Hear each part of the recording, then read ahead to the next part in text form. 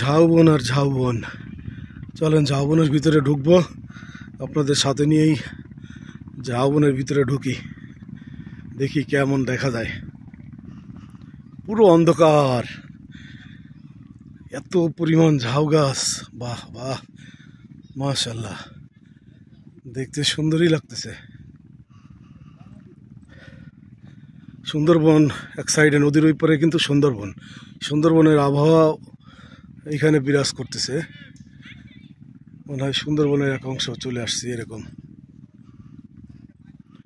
অনেক দর্শনার্থী পর্যটক আছে এখানে, তারাও ঘুরতে বের হয়েছে।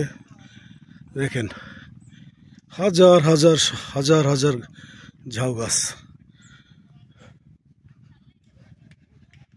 ঝাউবন আর ঝাউবন। মাঝখান থেকে একটা পথ করে রাখছে দর্শনার্থীদের ঘোরার জন্য।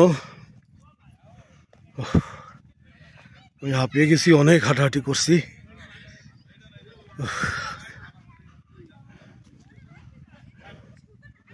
দেখেন অনেক অনেক পর্যটক আমরা চলে আসছি।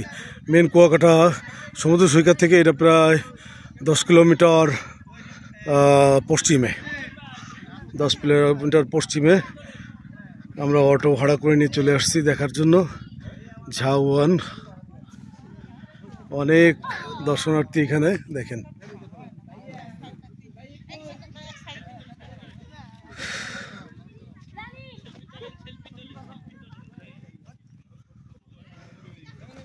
ওই সবাই